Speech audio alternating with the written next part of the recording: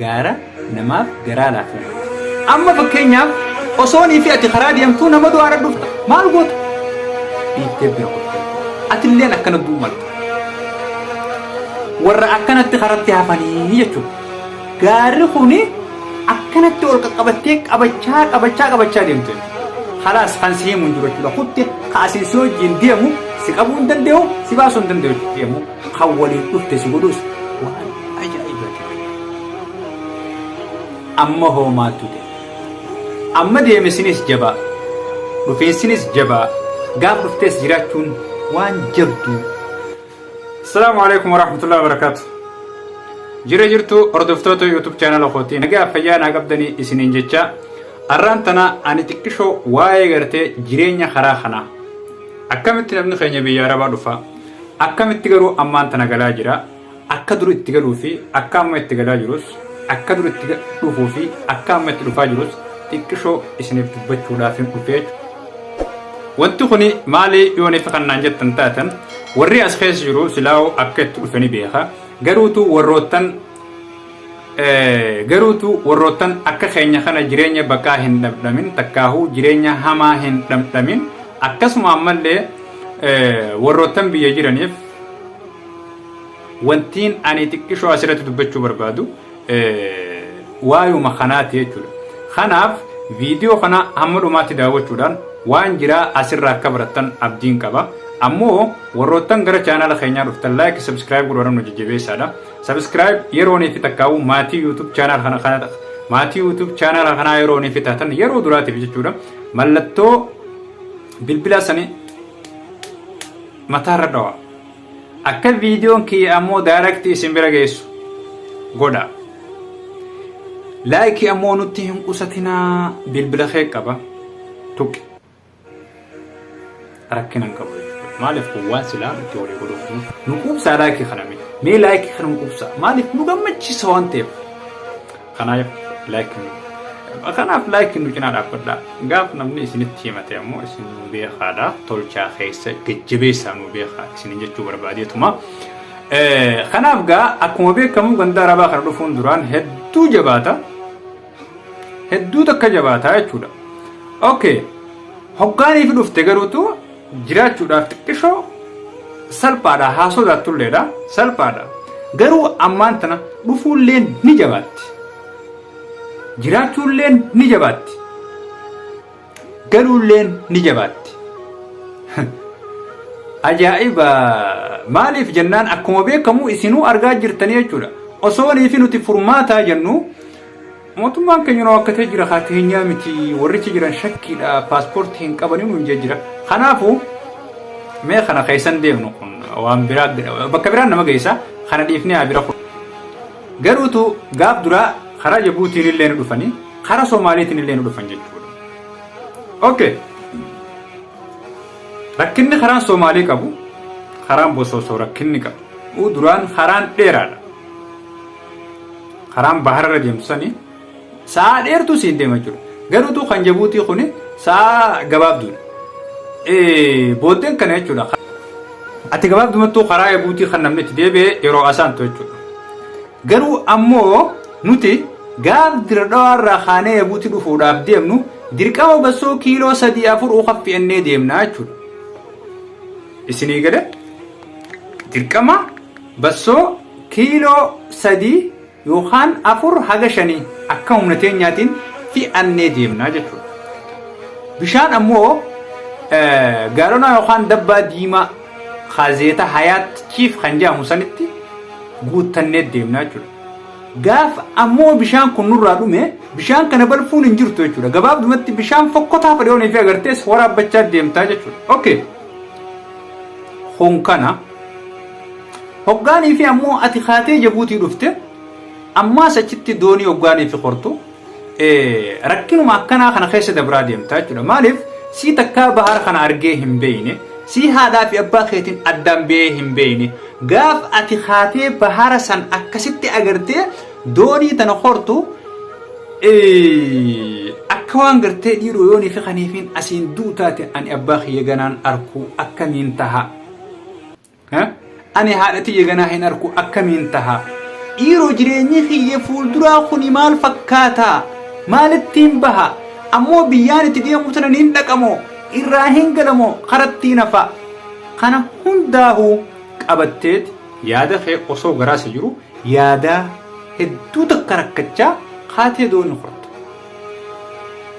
haga achirraa kaatee asbaatu ifin amantu gabaabdumatti jechuudha kanuma achiin duutu si fakkaata wanni garuutu rakkinni asirra jiru rakkoo hedduu asirra jira fakkeenyaaf bishaan dambalee qaba dambaleen tun si dhooyti dambaleen tun sirra waamee qoobsiteeti bishaan kana dabartee as keessaa jechuudha eeysa yaman asseente garuu gaaf yaman asseente hoo maaltu si qunnam boodan kana yaani eegaa jarri maantana fakkeenyaaf huutii ettani eega huutiin xiqqishoo biyya qabattee Abdulgawwiin lashiyee malee duraan Abdulgawwii jira hoggaanii fi bahara kanas qaxxaamurtee Abdulgawwii jira jechuudha maal siin jaa ati Itoophiyaadha moo Somaaliidhaa siin jaa Somaalis gar tokko baasa Itoophiyaas gar tokko baasa Itoophiyaan Itoophiyaa walumatti jechuudha biyya wal jibbina malee takkaahu warra siyaasaa wal jibba malee biyya namaa tana keessattuu biyya baqaa rakkoo tana keessatti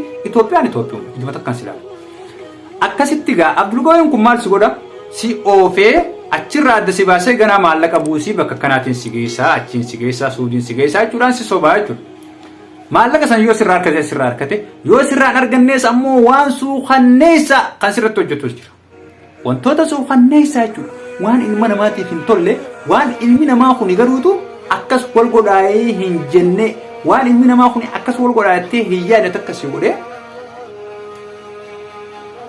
si gadhiisa jechuudha fakkeenyaaf pilaastika sirra beessa situma mee yaabbalee kiyya rakkinni biyya tana dhufuudhaaf nuti keessan dabrin hin jiru jechuudha baabin kaan ammoo lafa abbaan qabu gurgursiisee maallaqa buusisee fuudhee darbee biraa deebi'e jechuudha okay kun jireenya yamani gaaf garuutu kana bira dabartee dubbiin sii galte ni dalagatta erga dalagattee booda maal gootu yoo ni fi carraa rabbisu tolchee namni keessa jiraate si gargaaru jiraate si gargaara si fida yoo san hin taane ammoo dalagachaatuma rakkachaa guduunfachaa nyaachaa lubbuu teetis jiraachisaa itti biyya tana geessa jechuudha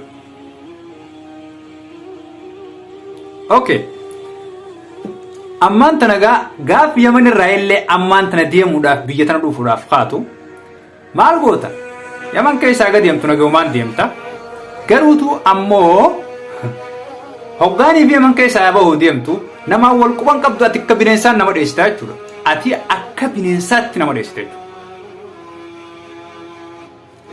maaliif ati hoggaanii fi karaa kana deemtu maal jeetiin sii maga Quruphoon beektaa miti Quruphoon barra yooni fi xiqqisho takka waa shaq cinaa jaanis utaalte isiin lafa ati osuma sagalee wayii dhaggeeffattu osuma waa firratti dhaggeeffattu buskuta kee fi'attee bishaan kee fi'attee haatee rakkoo san keessa jechuudha lubbuu tee kanite maaliif osoonii fi waa meeqaa si eeggata gaasittis dubbii bahararraa hamtuuti jechuudha dubbii Somaalee keessa dabarsine caalaa hamtuudha jechuudha dubbii namatti amma haatee gaafa buskuta kee fi'attee bishaan keetis akkuma namas Dirredawaa irraa karaa buutii deemuudhaaf takkaahu Oromiyaa irraa karaa Bosoosoo deemuudhaaf sinqaa'ee deemu sanitti buskuta kee hidhattee bishaan kee fi'attee caantaa tee bitattee karaa buutaa jechuudha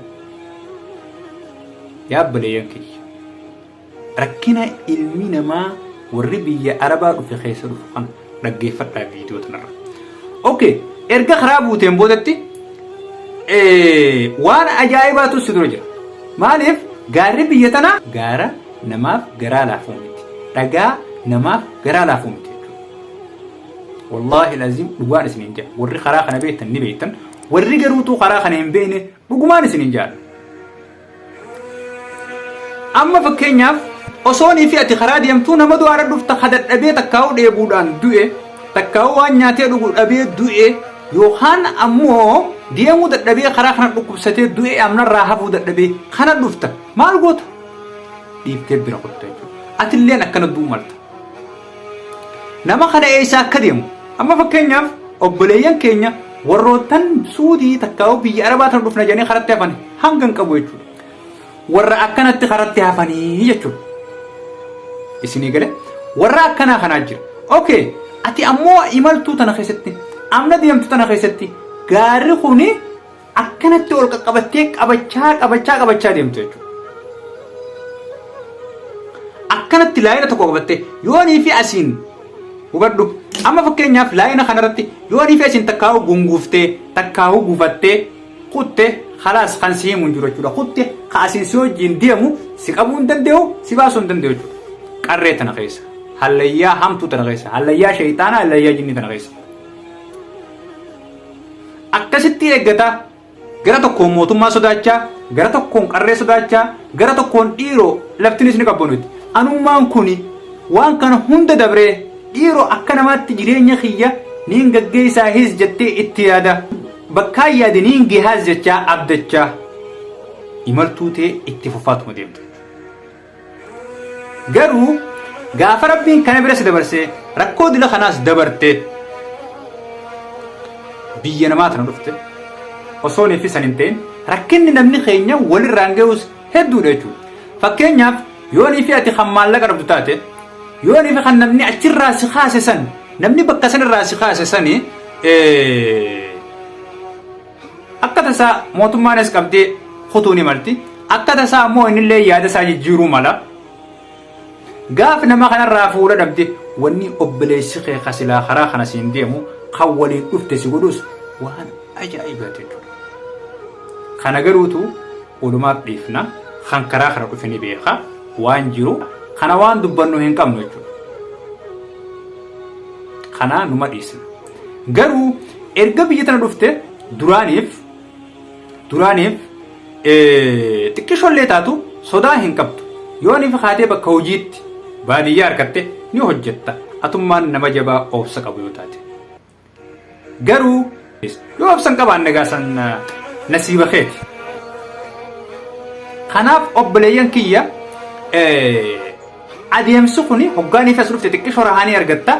Yooniif baadiyyaa gaseente ni hojjettee jiraatta. Garuutu ammaan tanaga.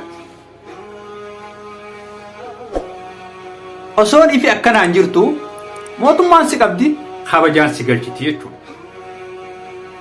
Amma hoo maaltu ta'e?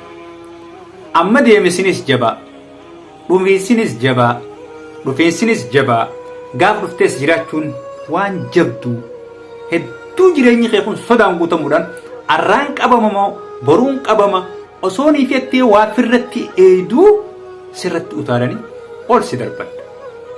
Wanti kanarraa jijjiira.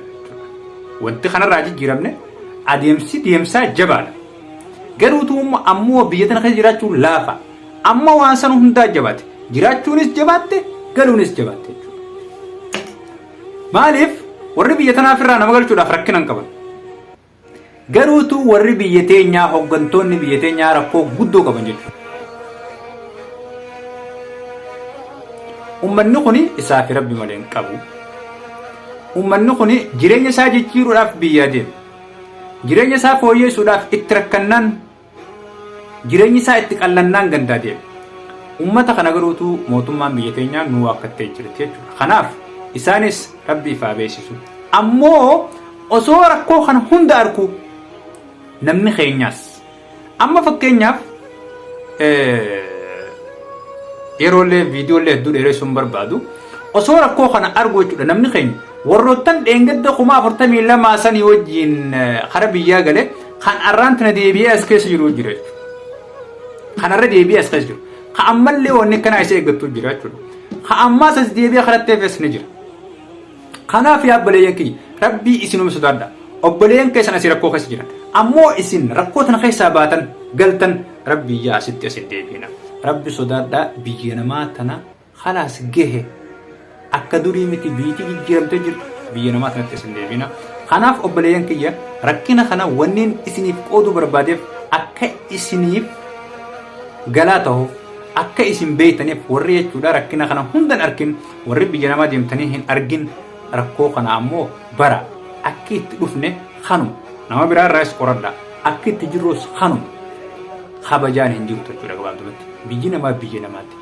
Biyya namaa gaaf irraa galte kabajaadhaan akkasumatti kabajamee biyya ta'e taa'e رزقي وربي سيف كانوا أجمع تسورة ديم سلام مدى أبدا جندخنت أسن دي بإني of ميلو جريني بينا ما خوني تكاو قيساو خم بي أربع رفو واسدي نجحوا خرطتها فو دبان بيساد ديبو وماغا خناف إسنتين ديريسو نجا فيا ناتها والفات دان إسنينجا لدى أمتها كبجمو ببريدا ككشتي شتو نجا نصرا